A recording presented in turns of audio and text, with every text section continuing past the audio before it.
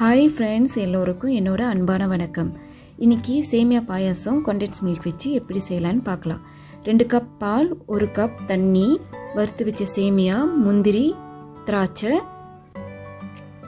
Condense milk, நெய், ஏலக்காய் பொடி, உப்பு, சீனி. இப்போ வாங்க எப்படி செய்யலான்னு பார்க்கலாம்.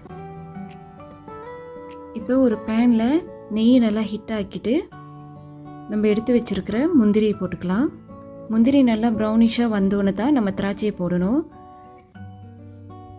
இப்போ நல்லா மிக்ஸ் பண்ணி விட்டுக்குங்க. இப்போ நம்ம முந்திரியை போட்டுக்கலாம்.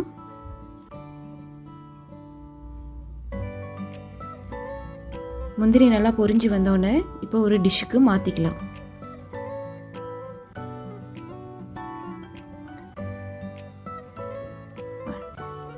ஒரு பேனில் 1 கப்பு தண்ணி விட்டுக்குங்க.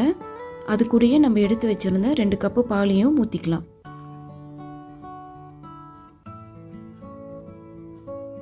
இப்போது நம்ம எடுத்து வச்சிருக்கிற சீனியை போட்டுக்குங்க. ஏலக்காய், உப்பு. இப்போ நம்ம வறுத்து வச்ச சேமியாவையும் போட்டுக்கலாம். நீங்கள் இந்த சேமியா நெய்யில் மறுபடியும் வறுத்துட்டு நீங்கள் போடலாம், இல்லாட்டி இப்படியாகவும் போட்டுக்கலாம். நல்லா நுறுக்கி விட்டு போட்டுக்குங்க. இன்றைக்கி நான் எடுத்து வச்சு சேமியா ஆல்ரெடி வறுத்து வச்ச சேமியா தான். கண்டென்ஸ் மில்க் உங்களுக்கு ஏற்ற மாதிரி போட்டுக்குங்க. நம்ம சீனி கணக்காக தான் போட்டிருக்கோம். இனிப்பு கணக்கான இனிப்பு உங்களுக்கு பார்த்து போட்டுக்கலாம். இப்போ இதுவும் நல்லா மிக்ஸ் பண்ணி விட்டுக்குங்க.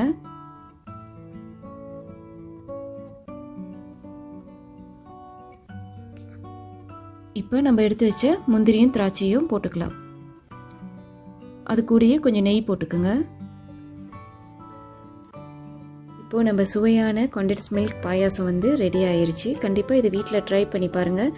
எனக்கு காமெண்ட் பண்ணுங்கள். ஹோப் உங்களுக்கு இந்த வீடியோ பிடிச்சிருக்குன்னு நினைக்கிறேன்.